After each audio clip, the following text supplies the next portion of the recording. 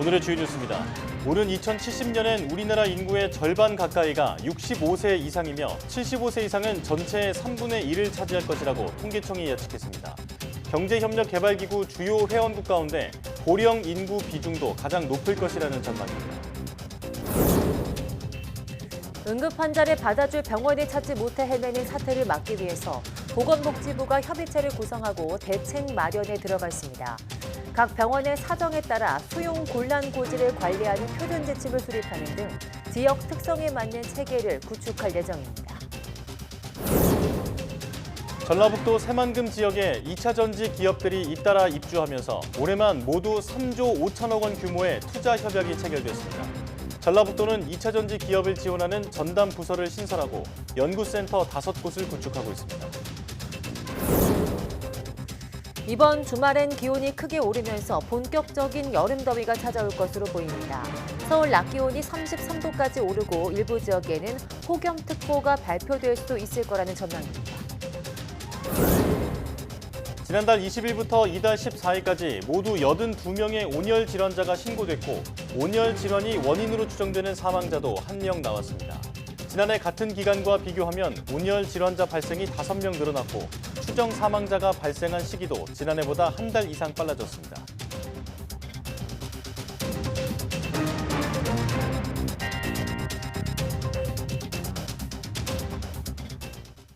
여러분 안녕하십니까? 사이언스 투데이 시작합니다. 보건복지부가 이른바 응급실 뺑뺑이로 인한 환자 불편을 막기 위해 응급 환자를 수용하기 곤란하다는 고지의 기준을 명확히 하기 위한 협의체를 구성하고 회의를 개최했습니다. 이는 지난 1월 입법 예고한 응급의료에 관한 법률 시행규칙 개정안을 놓고 관련 단체 이견을 수용해 세부적으로 다시 논의하기 위해서입니다.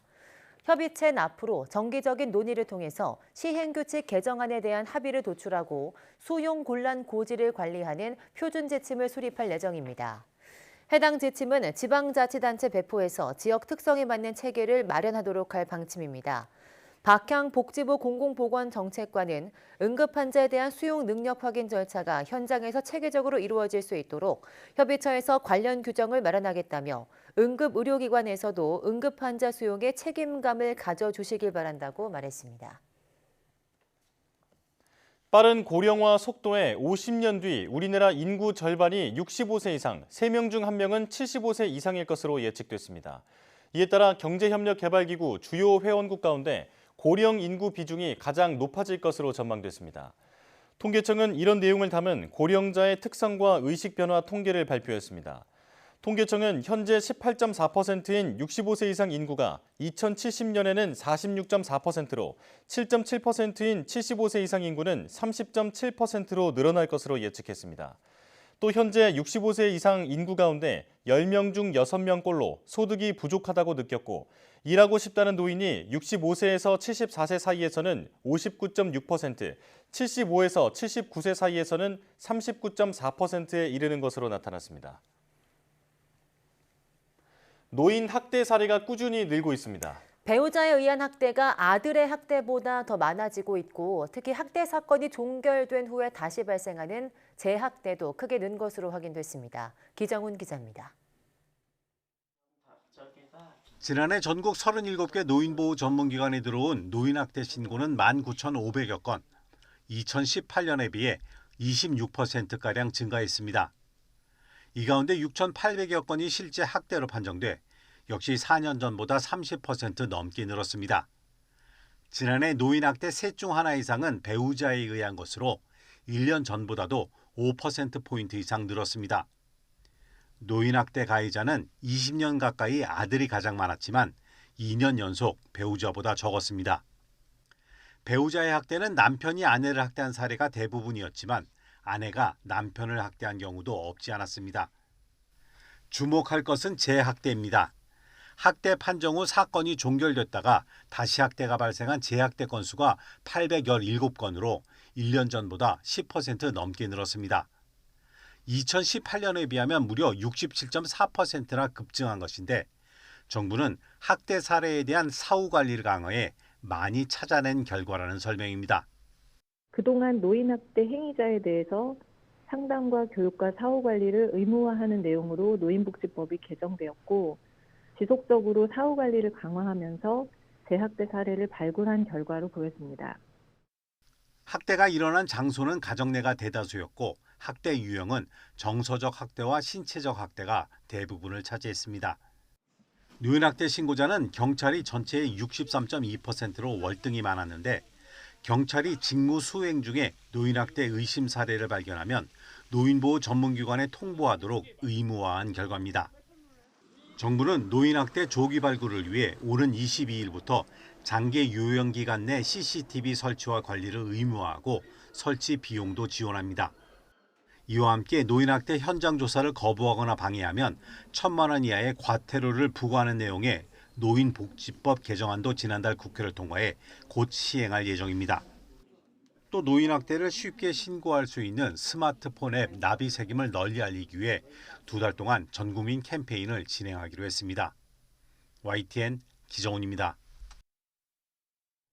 경찰이 마약 범죄 집중 단속에 나선 가운데 마약을 투약하고 공급한 혐의로 적발된 10대가 크게 늘어난 것으로 드러났습니다.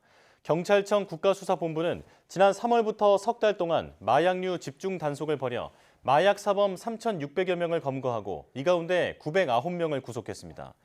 연령별로 보면 지난해 98명이었던 10대가 212명으로 2배 이상 크게 늘며 전체 검거 인원의 5.7%에 달했고 20대와 30대는 각각 30.9%와 21.8%를 차지했습니다. 전체 검거 인원도 지난해 같은 기간보다 20% 늘었는데 특히 밀반입과 판매 등 공급 관련 사범이 1,100여 명으로 지난해와 비교해 2배 이상 늘었습니다. 이번 단속에서 경찰은 필로폰 37.9kg도 압수했는데 이는 126만 명이 동시에 투약할 수 있는 양입니다.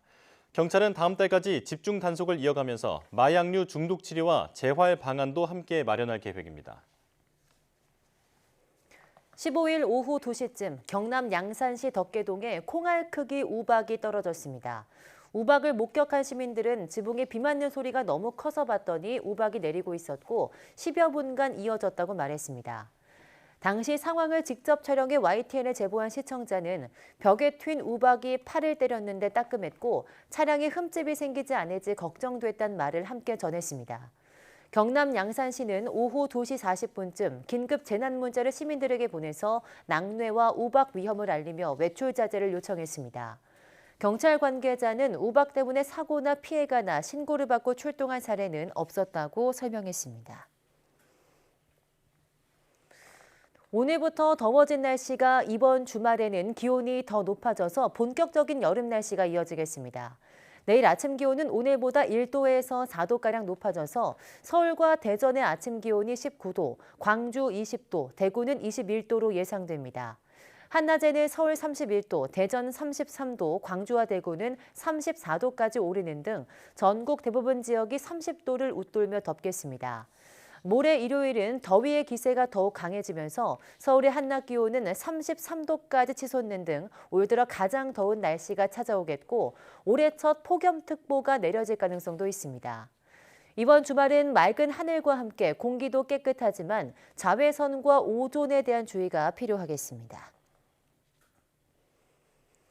질병관리청은 이번 주말 낮 최고 기온이 30도 이상 오른다는 예보에 따라서 이른 더위로 인한 온열 질환 발생에 주의하라고 밝혔습니다. 질병청이 온열 질환 응급실 감시 체계를 운영한 결과 지난달 20일부터 이달 14일까지 추정 사망자 1명을 포함해 모두 82명의 온열 질환자가 신고됐습니다.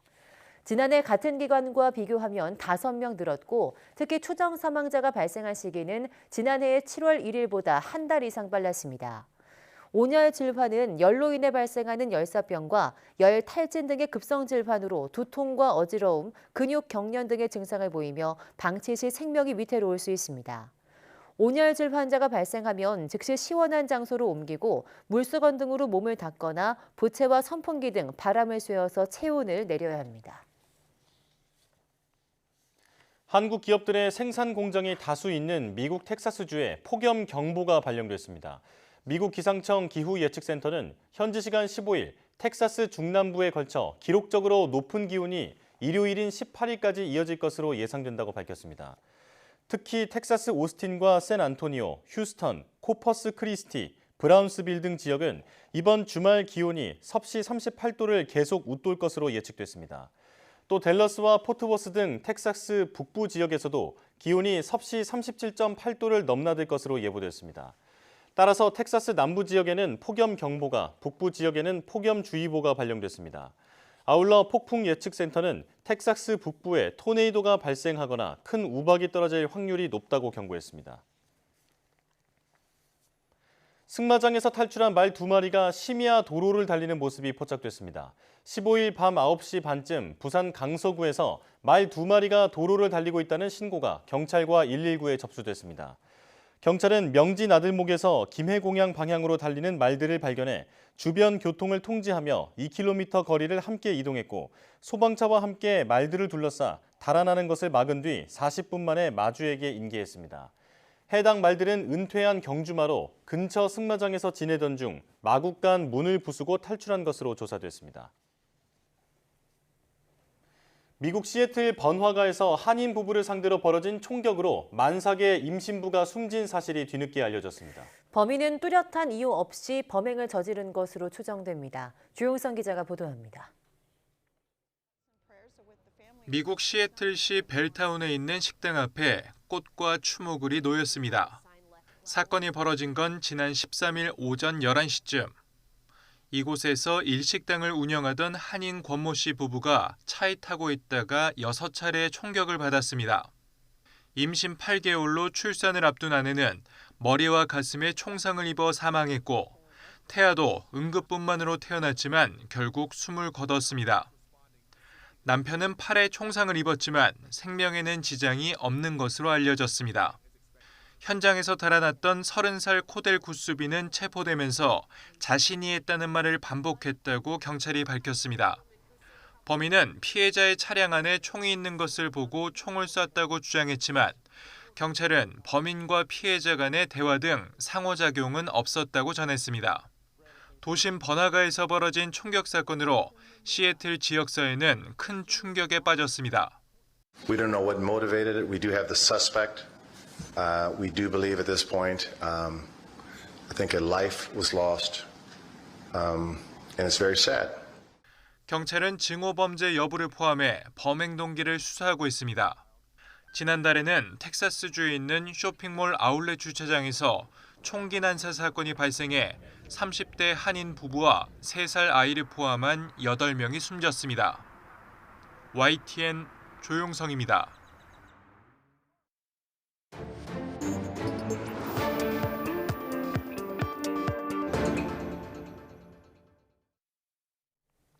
한 주간 가장 주목받은 과학 소식을 되돌아보는 사이언스 핫5 시간입니다. 네, 이번 주에는 어떤 이야기가 시청자들의 주목을 받았는지 최소라 기자와 함께 이야기 나눠보겠습니다. 어서 오세요. 안녕하세요. 네, 안녕하십니까. 5위부터 알아볼까요? 네, 국내 연구진이 경전철 고가 선로의 하부 기둥을 200m 간격으로 넓게 지을 수 있는 기술을 개발해서 주목받았습니다. 네. 기존 고가 선로는요, 하부 기둥이 40m 간격으로 촘촘해서 도시의 미관을 해치거나 또 교통체증을 유발한다는 단점이 있었습니다. 이 때문에 고가보다 건설비가 2배 넘게 비싼 지하로 짓는 경우가 많았는데요. 이 한국철도기술연구원이 케이블 없이도 고가 구조물의 하부 기둥 간 거리를 늘리는 기술을 세계 최초로 개발한 겁니다. 기존에는 기둥을 세우고 그 위에 이 선로에 상판을 올려서 선로를 지었다면요. 연구진은 상하부 일체형으로 된 구조물을 개발을 했고요. 이 선로 중앙에 기본 골격을 세웠습니다. 이 바닥판은 기존 콘크리트 무게보다 5분의 1 정도로 가벼운 신소재를 적용했습니다. 또 고가를 지을 때 이 교통 혼잡이 생기는 걸 줄이기 위해서 구조물을 공장에서 사전에 제작하고 이 현장에서는 모듈 단위로 조립할 수 있도록도 했습니다. 네, 세계 최초라니 자랑스러운 것 같은데 이게 좀 미관상은 굉장히 좋지만 안전성도 확인이 됐을까요? 네, 연구진은 고가에서 가장 취약한 부분인 이 선로의 중앙 지점에 무거운 걸 떨어뜨려서 안전성을 평가를 했는데요. 최대 430톤을 올려도 고가가 무너지지 않았다면서 안전성이 입증됐다고 설명했습니다. 네. 연구진은 지자체 실증 사업을 추진해서 이번 기술을 더욱더 고도화하겠다고 밝혔는데요. 일단은 국내 경전철의 신규 노선에 기술을 적용할 것으로 계획을 하고 있습니다. 또 이번 기술이 우리 연구진이 세계 최초로 개발한 기술인 만큼 기술이 상용화된다면 해외로 수출도 가능할 것으로 보입니다. 네, 상용화가 되면 앞으로 도시 모습이 많이 달라질 것 같습니다. 자, 이제 4위 소식이죠. 네, 이 건강검진에서 가장 이 힘든 부분이 기구를 몸에 삽입해야 하는 내시경 검사일 텐데요. 머지않은 미래에는 알약 같은 것을 물과 함께 삼키기만 하면 이 내시경 검사를 할 수 있는 날이 올 것으로 보입니다. 네. 미국 조지 워싱턴대 연구팀이 이 캡슐 내시경을 개발하고 임상시험 결과까지 최근에 내놨습니다. 캡슐 내시경을 삼키면 내시경이 몸속을 돌아다니면서 영상을 전송을 하는 건데 의사가 조이스틱으로 조종하는 대로 움직입니다. 누워있는 환자의 배 위에 커다란 자석이 있어서 알약이 상하 좌우로 이동하는 것은 물론이고 360도 회전도 할 수 있는 겁니다. 네. 연구진은 40명을 대상으로 임상시험을 했는데요. 캡슐 내시경이 찍은 이 사진으로 의사가 내린 진단이 기존 내시경으로 의사가 내린 진단과 동일했다고 밝혔습니다. 아, 네. 저도 아주 인상 깊게 봤던 뉴스였는데 이건 미국 연구진의 결과였고 국내에서도 이런 연구가 이어지고 있죠. 네, 그렇습니다. 국내 연구진이 개발한 캡슐 내시경도 앞서 설명한 것과 이 비슷한 원리로 작동을 하는데요. 여기에 더해서 유용한 부가 기능도 탑재하고 있습니다. 네. 이 캡슐 내부에 바늘이나 칼날 등이 장착돼 있어가지고 이 캡슐 내시경이 몸에 들어간 채로 외부에서 신호를 주면 바늘 등이 나와서 조직을 채취할 수 있습니다. 네. 또 이 미세 막대 같은 것이 돌출돼서 미생물을 채취할 수도 있고요. 심지어는 약물 등을 분사하는 기능도 있습니다. 아직 동물 실험까지 마친 상태이고요. 앞으로 임상 시험을 거쳐서 5년 정도 후에 상용화하는 게 목표라고 연구진은 밝혔습니다. 현재도 이 알약 내시경이라는 게 있지만요. 의사가 조종하는 대로 움직이는 방식이 아니고요. 장기의 연동 운동에 따라서 흘러가는 방식이거든요. 이 원하는 부위를 모두 촬영할 수는 없다는 단점이 있습니다. 물론 이 캡슐 내시경이 개발되더라도 이 가격 경쟁력이 중요하겠지만요. 이 같은 조종 가능한 캡슐 내시경이 상용화된다면 내시경 검사로 큰 불편을 겪고 있는 환자들에게 아주 반가운 소식이 될 것 같습니다. 그렇겠네요. 네, 안전성이 좀 입증돼서 하루빨리 상용화됐으면 좋겠습니다. 3위 소식도 알아볼까요? 네, 3위 소식은 챗GPT와 같은 생성형 인공지능과 관련된 소식입니다. 이 생성형 인공지능이 만든 콘텐츠에 대해서 사업자가 법적 책임을 지도록 하는 법안이 미국 상원에서 발의됐습니다. 네. 미 상원 법사위 의원들은요, 이 법안을 발의하면서 인공지능이 해를 줄 때 소비자들이 소송할 힘을 주는 이 초당적인 첫 인공지능 법안이라고 설명을 했습니다. 인공지능 관련 위험을 줄이고 대중을 보호하기 위한 규제인 겁니다. 지금까지 구글이나 페이스북과 같은 플랫폼 사업자들은요, 플랫폼에 올라온 게시물에 대해서는 책임을 지지 않았는데요. 그런데 이 법안이 미국에서 통과되면 이런 사업자의 면책권이 생성형 인공지능에서만큼은 통하지 않는 겁니다. 챗GPT 제작사인 오픈 AI와 같은 이런 사업자들이 이 챗GPT의 답변 등에 책임을 져야 하는 겁니다. 예. 네, 인공지능 발전이 좀 빨라지면서 이런 기능을 좀 규제하는 움직임이 세계적으로 생겨나고 있죠. 네, 그렇습니다. 유럽에서는 또 인공지능을 규제하는 내용의 법안 협상안이 유럽 의회에서 통과됐습니다. 이 인공지능을 활용해서 안면 인식 등을 하는 것을 전면 금지하고요. 생성형 AI로 제작된 콘텐츠는 출처를 명확히 표기하도록 해야 하는 내용입니다. 네. 유럽 의회는 협상안의 올해 연말 타결을 목표로 이 집행위원회와 이사회 간 3자 협상에 돌입했는데요. 인공지능 안면 인식을 전면 금지하는 안을 두고는 이견을 보이고 있습니다. 네. 그런데 국내에서도 인공지능 논의가 본격화됐습니다. 지난 14일에 정부가 인공지능 윤리에 대한 첫 번째 국가 표준을 마련했습니다. 개인정보 노출이나 저작권 침해와 같은 이 사업자가 인공지능 서비스를 제작할 때 고려해야 할 윤리 문제를 제시한 겁니다. 인공지능 제품이나 서비스를 개발할 때 이 기업들이 체크리스트를 보고 자가 진단을 할 수 있게 하는 가이드라인 수준이었는데요. 이 기술 발전을 위한 지나친 규제는 지양해야 하지만 세계적으로 인공지능의 이런 위험성과 규제 필요성이 대두되는 만큼 이 정부 차원에서도 국내에서도 이런 규제에 대한 논의가 이루어져야 할 것으로 보입니다. 네. 기술 발전이 빠르게 이루어지는 만큼 제도적, 윤리적 논의도 서둘러서 이루어져야겠습니다. 이제 2위 소식이죠? 네, 그렇습니다. 국내 연구진이 시중 기저귀나 생리대에 들어가는 이 흡수 소재보다 흡수력이 4배 더 우수한 친환경 흡수 소재를 개발했습니다. 네. 기존 흡수제는요, 석유에서 정제한 미세 플라스틱의 일종인데요. 이 물을 흡수하면은 부피가 200배 이상 늘어나는 겁니다. 그런데 석유화학 소재이기 때문에 가려움이나 피부 발진 등이 일어나기도 하고요. 액체를 흡수한 뒤에는 이게 쉽게 타지 않고 땅에서 분해도 되지 않는다는 단점이 있습니다. 네. 그런데 국립산림과학원 연구진이 목재를 이용해서 흡수력이 더 뛰어난 소재를 개발했습니다. 상수리나무로 만든 펄프 용액에 화학 처리를 해서 미세 구멍을 많이 만들고요. 물을 많이 빨아들일 수 있도록 한 겁니다. 이거를 캡슐 모양으로 제작을 했더니 물을 흡수한 뒤에도 입자의 모양이 유지되는 고흡수성 소재가 만들어졌다고 설명했습니다. 네. 1g당 최대 800g 이상의 물을 흡수할 수 있어서 기존의 흡수 소재보다 흡수력이 4배 정도 우수했습니다. 아, 대단하네요. 이게 몸에 닿는 거니만큼 친환경 소재가 굉장히 좋을 것 같은데요. 땅에서도 잘 분해가 된다고요? 네, 그렇습니다. 개발된 소재는 99% 이상이 천연 재료로 이루어졌다고 연구진은 설명했습니다. 때문에 별도의 퇴비나 어떤 시설 같은 거 없이도 2, 3년만 지나면 휴지나 종이처럼 토양에서 생분해가 되는 겁니다. 네. 연구진은 개발한 소재 기술이 실제 기저귀나 생리대에 활용될 수 있도록 후속 연구를 진행 중이라고 밝혔습니다. 또 생산 단가를 낮추면서 대량 생산이 가능하도록 하는 기술을 추가로 개발하고 있다고 설명했습니다. 네. 1위 소식도 알아볼까요? 네, 이 탄소 배출로 인한 기후 변화로 세계 곳곳에서 유례없는 홍수라든지 폭염, 또 슈퍼 태풍 이런 것들이 나타나고 있는데요. 네. 최근에 우리나라에서도 특이한 기상 현상이 자주 발생하고 있습니다. 전국 곳곳에 때 아닌 우박이 내려서 농작물에 큰 피해가 발생하기도 했는데요. 경북도에서는 최근 내린 우박으로 농작물 피해가 무려 1,712헥타르에 달한다고 밝혔습니다. 네.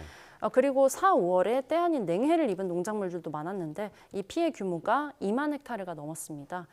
그래서 경북도는 50억 원 규모의 예비비를 긴급 편성하고 농작물 2차 피해 방지를 위해서 생육 촉진제라든지 이런 영양제 등의 구입비를 헥타르당 20만 원 정도 수준으로 피해 농가에 지원하기로 했습니다.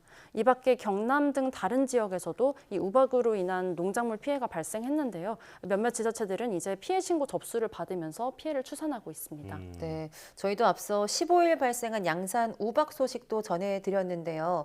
최근엔 또 회오리 바람이 관측되기도 했다고요? 네, 그렇습니다. 최근 충남 예산에서 돌풍과 함께 회오리 바람이 관측됐는데요. 인명 피해는 다행히 없었지만 창고 시설물이 파손됐고요. 밭들도 쑥대밭으로 변했습니다. 이 회오리 바람은 세기가 강력해지면 토네이도가 되기 때문에 만만하게는 볼 수 없는 기상현상입니다. 네. 4년 전에 충남 당진에서도 토네이도급 회오리 바람이 현대제철소 창고 지붕을 뜯은 적이 있었습니다. 이 회오리 바람의 원인은 대기 불안정이라고 전문가들은 설명했는데요. 대기 상층에 영하 15도 안팎의 찬 공기가 머무는 가운데 하층 기온이 낮에 25도 이상으로 상승해서 기온차가 발생하기 때문에 대기가 불안정해진 겁니다. 이렇게 대기가 불안정해진다면 국지적으로 돌풍이나 회오리 바람, 그리고 천둥, 번개, 우박까지 동반한 강한 소나기가 내릴 수 있습니다. 예. 이처럼 과거에 잘 접해보지 못했던 낯선 기상 현상이 발생하면 시설물이나 농작물 피해, 나아가서 인명 피해로까지 이어질 수 있어서 사전에 대비를 철저히 해야 할 것으로 보입니다. 네. 이렇게 예전엔 못 보던 날씨가 계속 나오니까 이제 기상재해에 대한 그 정의도 새롭게 해야 하지 않을까 이런 생각이 듭니다. 자, 오늘 말씀 고맙습니다. 최소라 기자와 함께했습니다. 고맙습니다. 감사합니다.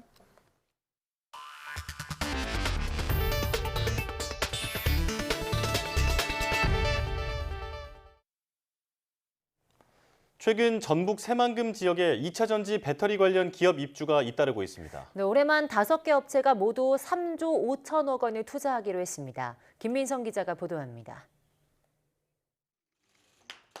2차 전지 전해액 제조기업 엔캠과 중앙 D&M이 함께 세운 EDL이 전북 새만금에 리튬염 생산 공장을 짓기로 했습니다.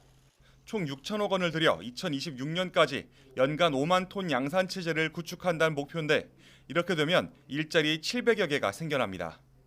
엔캠은 이번 결정을 발표하면서 새만금 지역에 대한 추가 투자 구상도 함께 내놨습니다.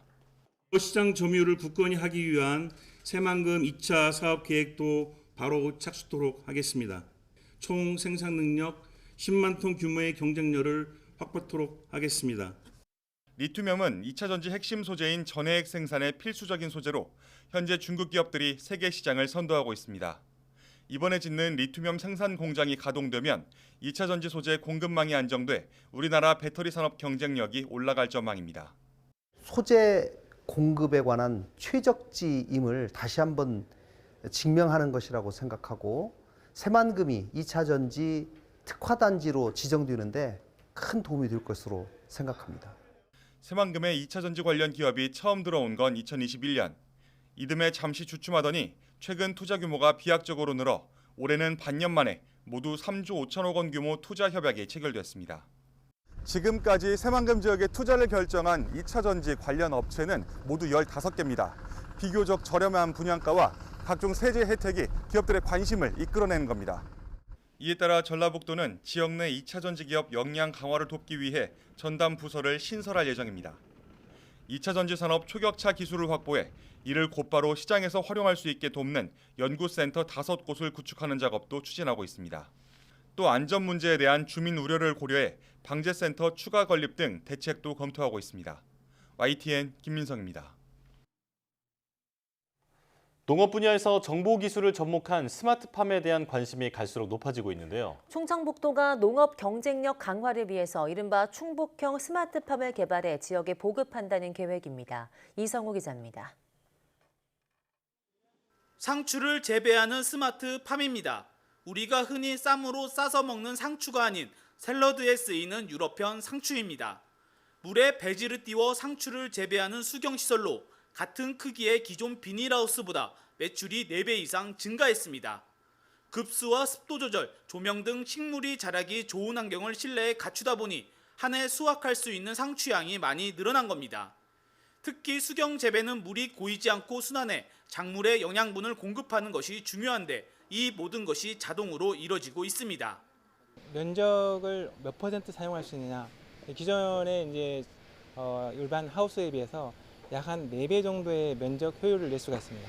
일단 매출로 보면은 약 4배에서 6배 차이가 나고요.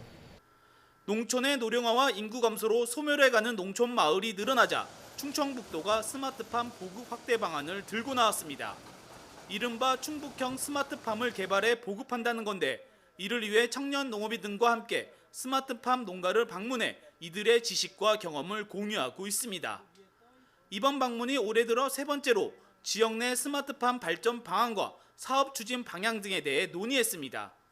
특히 충북은 충북형 스마트팜 모델 개발을 위해 각계 전문가로 구성된 스마트팜 현장 지원단도 구성했습니다. AI 스마트팜으로 다는 아닙니다만 일부라도 그걸 바꿔줘야 된다 이렇게 생각해서 지금 선도적으로 하고 있는 농민들과 지속적으로 이 현장을 다니면서 해법을 찾는 소멸해가는 농촌을 살리는 방안으로 제시된 스마트팜. 스마트팜이 농촌의 청년층 유입은 물론 과학 용동으로 농가 소득까지 올리는 효과도 가져오는 해법이 될지 주목됩니다. YTN 이성우입니다. 건강 식재료인 양송이 버섯은 식감이 좋고 다른 음식 재료와도 잘 어울려서 학교 급식이나 이유식, 간편식 등에 폭넓게 활용되고 있습니다. 육질은 더 쫄깃하면서도 생산성이 크게 향상된 국내 양송이 신품종이 개발돼 주목받고 있습니다. 최명신 기자입니다. 충남 부여의 한 버섯 재배사. 아이들 장난감 같은 앙증맞은 버섯들이 옹기종기 피어 있습니다. 행여 흠집이라도 생길라 하나하나 정성을 담아 바구니에 담습니다. 이곳에서 재배되는 버섯은 양송이 신품종 이담입니다. 최근 5년간 국내에서 가장 많이 재배된 세안과 도담의 장점만을 살려 교잡한 중고온성 품종입니다. 여름에 고온에 노출이 되면 버섯이 푸석푸석한 면이 있는데 이 이담은 그렇지 않고 육질이 단단하면서 이 표면이 매끄럽고 좋습니다. 가세 형태는 세안처럼 약간 타원형, 색과 경도는 도담처럼 밝고 단단합니다. 생장 속도도 도담보다 빨라 첫 번째 수확 일수가 1.5일 정도 빨라졌습니다. 통상 3차례 이루어지는 양송이 수확은 2주기차나 3주기차가 되면 생산량이 절반 이상 줄어들지만 이담은 감소량이 20% 정도에 그치는 것으로 나타났습니다.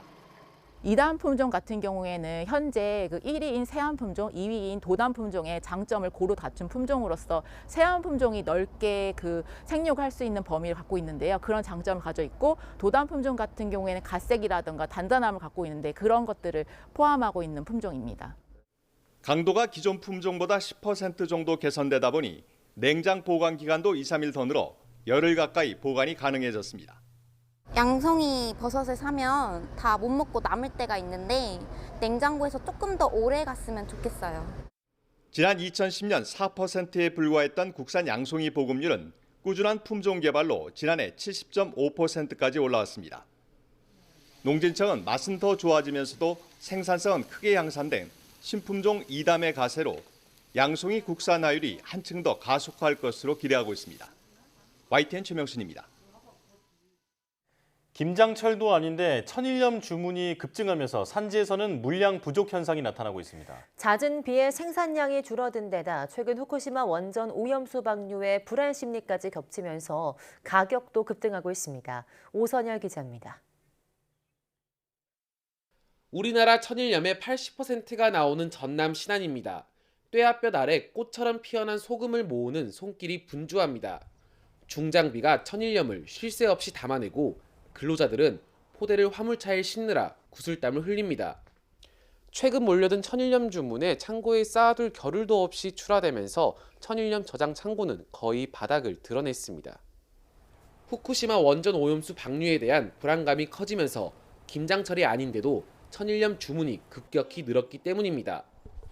그러다 보니 원래는 2년 정도 쌓아놓고 쓴맛을 내는 간수를 빼야 하는데 그 전에 족족 팔려나가고 있습니다. 수요가 너무 많다 보니까 공급도 좀 딸리고 또 온전히 터지면은 가격이 더 상승하지 않겠냐 하는 마음에서 또 우려하는 마음에서 또 한 가마에 먹을 놈을 갖다가 10가마씩 보유하다 보니까 요즘 천일염 산지 가격은 20kg 한 포대에 2만 원이 훌쩍 넘습니다. 최근 한 달 사이 40% 이상 급등한 겁니다. 갈수록 염전 면적 자체가 줄고 잦은 봄비에 생산량이 절반가량 줄어든 것도 가격 상승 원인으로 꼽히고 있습니다. 5월달이 계속 주마다 비가 왔습니다. 그래서 한 번씩밖에 소금 못 내고 전체적으로 생산량은 지금 떨어진 상태입니다. 지금 하루에 이렇게 출고하는 양은 정해져 있는데 주문 물량은 쏟아져 들어오고. 천일염 가격은 당분간 오름세를 보일 전망이지만 해양수산부는 사재기 수준은 아니라고 밝혔습니다.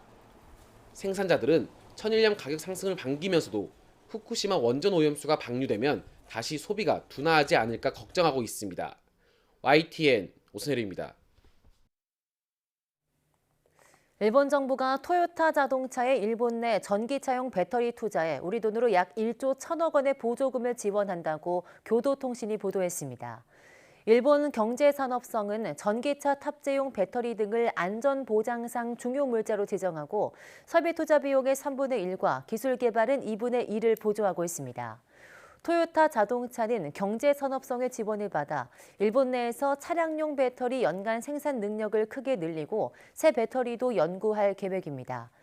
토요타 자동차는 2026년에 150만 대, 2030년에는 350만 대 전기차를 판매한다는 목표를 세우고 이를 위해서 2030년까지 관련 사업에 약 45조 원이 투입할 계획입니다.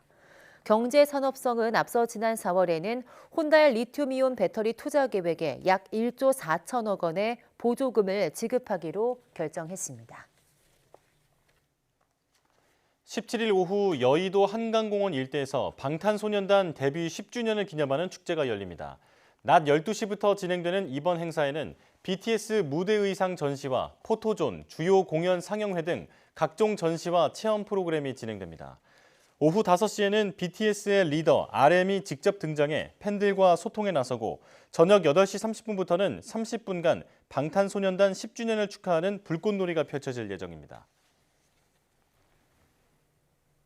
관광업계가 방탄소년단 BTS 데뷔 10주년을 맞아 다양한 마케팅에 나섰습니다. 하루 숙박비가 수십만 원에 달하는 호텔 숙박 상품은 거의 다 팔렸고 세금 환급 등 담당 직원을 증원한 곳도 있습니다. 최기성 기자입니다. 서울 여의도에 있는 한 호텔입니다. BTS 공연 의상 7벌을 전시 중인데 팬 발길이 이어지고 있습니다. It's incredible. It's honestly, it brings a lot of memories and just because I've seen Dynamite live at concert and just seeing the outfits, it's really cool. 다른 호텔에선 BTS 관련 티셔츠 등이 담긴 상품을 함께 제공하는 숙박 상품을 내놨습니다. 하루 숙박비가 70만 원이 넘는데 90% 넘게 예약됐습니다. 최근 많은 문의가 이어지고 있고요. 특히 일본 분들의 문의가 상당히 많아요. BTS가 마셨던 와인들을 이용해서 메뉴를 구상을 했어요. 한국관광공사는 이른바 BTS 로드 여행을 기획했습니다. 한국을 방문한 호주 팬 28명은 BTS 멤버가 즐겨가던 식당과 앨범 사진 촬영지 등을 열흘 동안 구경했습니다. BTS Australia Army tour this year is particularly special because Australian Army get to be here in Seoul in Korea for the 10th year anniversary of BTS. 한 대형 백화점은 세금 환급 담당 인력을 기존 4명에서 8명으로 늘렸습니다. BTS 데뷔 10주년을 맞이하여 외국인 고객이 평소보다 약 2배 정도가 증가하여 통역 서비스와 세금 환급 서비스 등 외국인 관련 혜택을 더 강화하였습니다. 데뷔 10주년을 기념하는 BTS 페스타는 오는 25일까지 이어집니다. YTN 최기성입니다.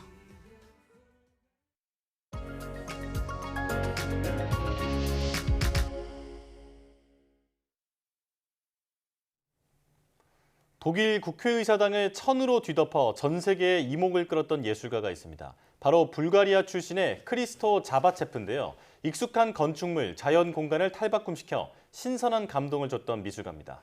오늘 사이언스 인 아트에서는 크리스토 자바체프의 일생과 작품 그리고 대지 미술에 대해 이야기 나눠보겠습니다. 박소경 아트 디렉터와 함께합니다. 어서 오세요. 안녕하세요. 네, 안녕하십니까. 자, 베를린의 독일 국회의사당을 포장했다는 얘기로 시작을 했는데 이걸 정말로 포장을 한 건가요? 네, 맞습니다. 100년이 넘는 역사를 가진 이 베를린의 국회의사당 건물이 대형 포장지에 둘러싸였던 적이 있는데요. 바로 크리스토 자바체프의 작품입니다. 네.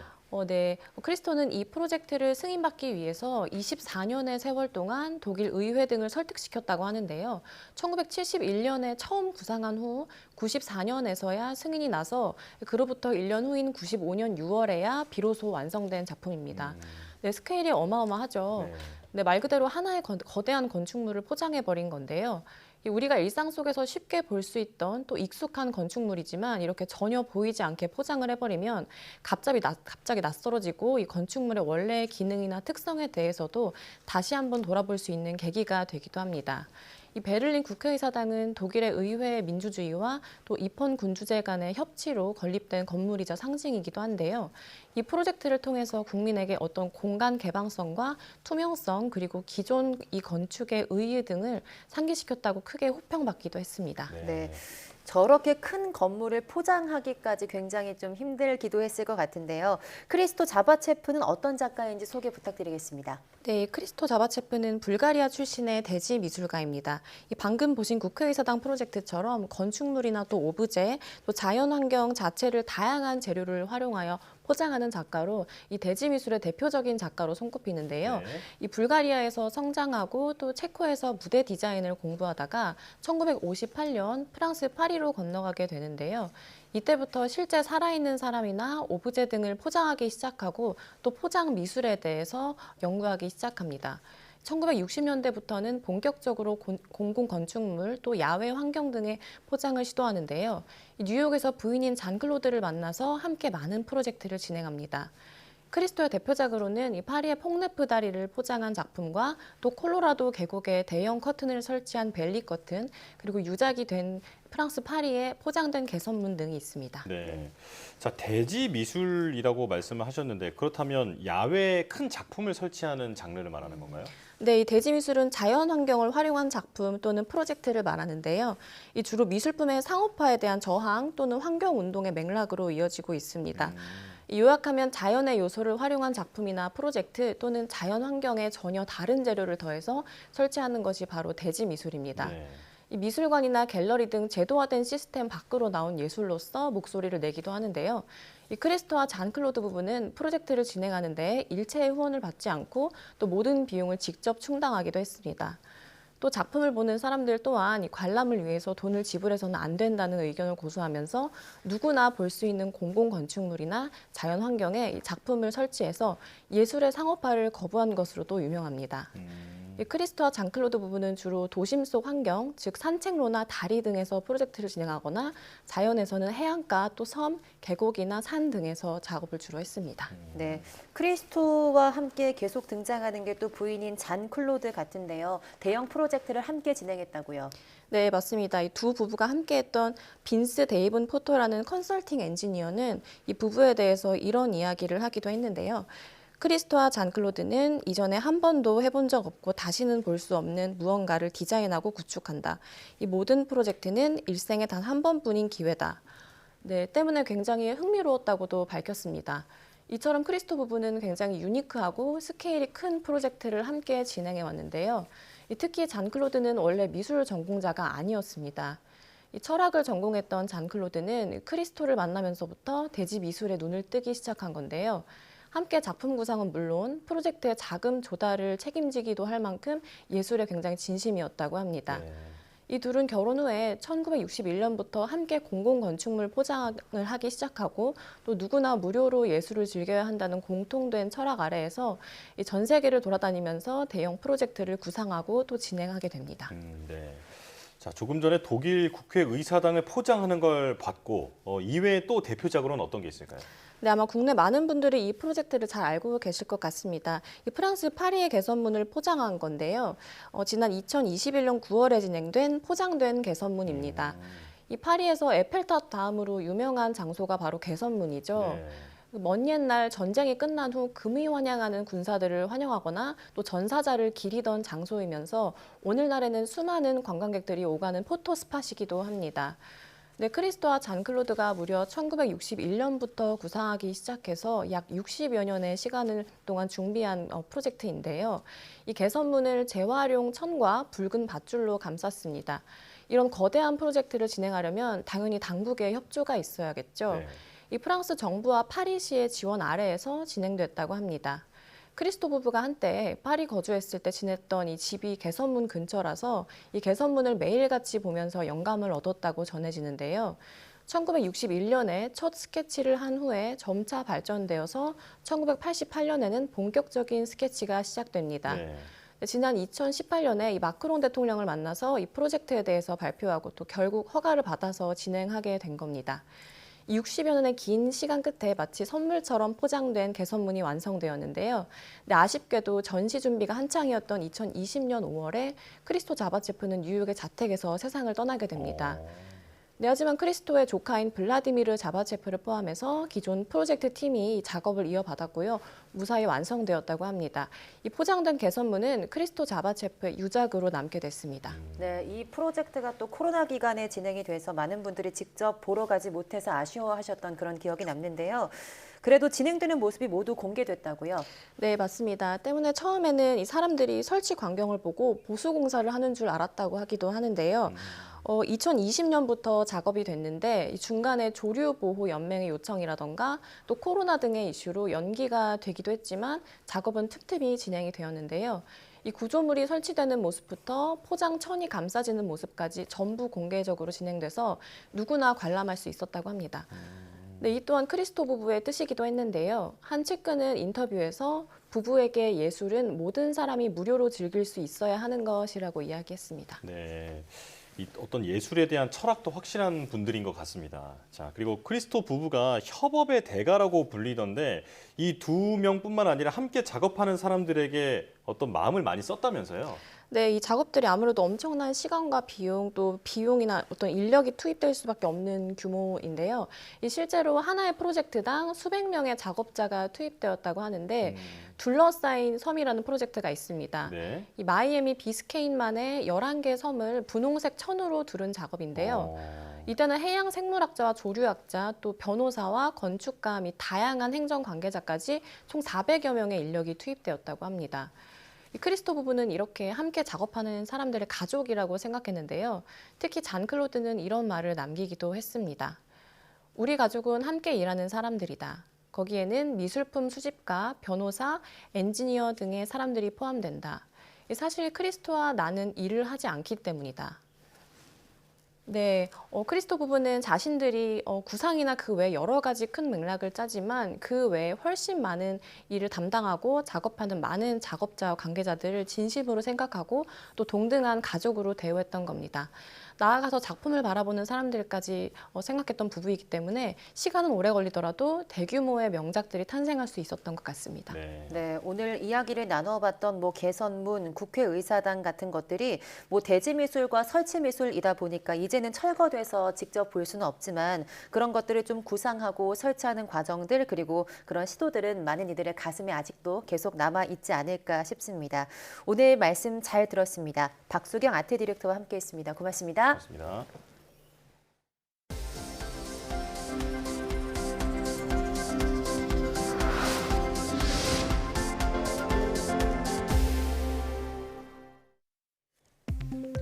빙하가 녹는 효과만큼이나 인류의 지하수 사용이 해수면을 상승시킨다는 연구 결과가 나왔습니다. 서울대 서기원 교수팀은 지구 자전축 이동 분석을 통해 인간 활동에 따른 지하수 고갈이 해수면 상승을 유발한다는 사실을 입증했다고 밝혔습니다. 연구팀은 대륙의 지하수가 바다로 흘러들어가면 지구의 물질량 분포가 바뀌면서 지구의 자전축도 이동을 하는데 지하수 효과를 반영했을 때 자전축 변화의 예측값과 관측값이 오차 범위 내에서 일치했다고 전했습니다. 연구팀은 자전축 변동이 1800년대 후반부터 관측된 가운데 1993년부터 2010년 사이에는 약 80cm의 자전축 이동이 있었다며 다른 요인에 비해 지하수 고갈이 가장 크게 자전축을 변화시켰다고 설명했습니다. 관자놀이의 발작성 두통이 찾아오는 편두통을 앓고 있으면 치매 발병 위험이 크다는 연구 결과가 나왔습니다.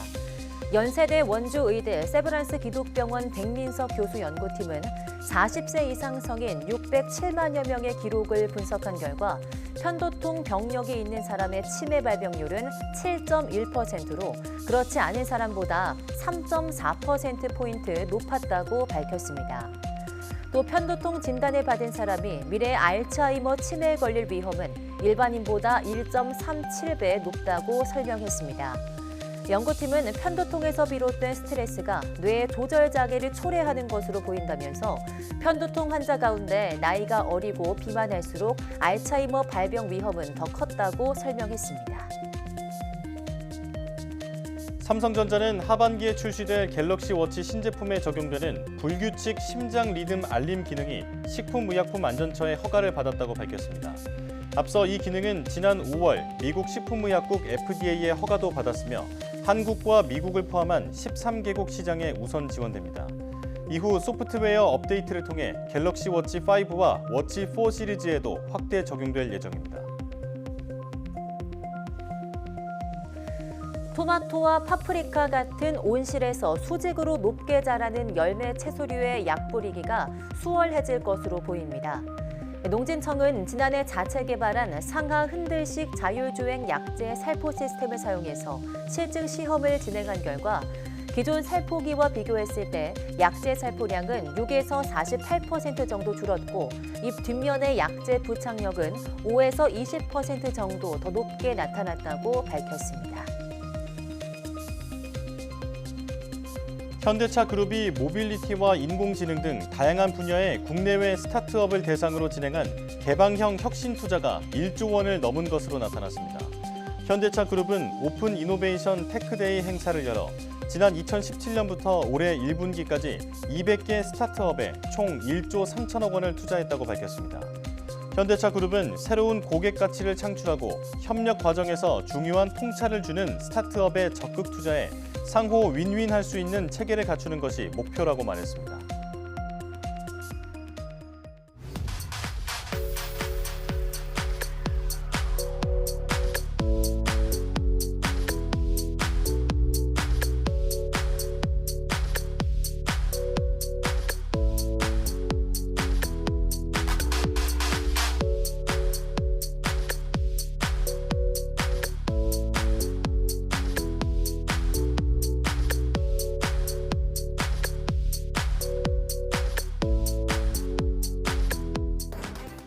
이번 주말 서울 기온이 33도까지 치솟는 등 전국적으로 불볕 더위가 기승을 부린다고 하는데요. 온열 질환에 유의하셔야겠습니다. 외출 시에는 헐렁하고 가벼운 밝은 소재 옷을 입으시고 또 갈증을 느끼지 않도록 자주 수분을 섭취하시는 게 좋겠습니다. 시원한 주말 보내시기 바랍니다. 시청해주신 여러분 고맙습니다.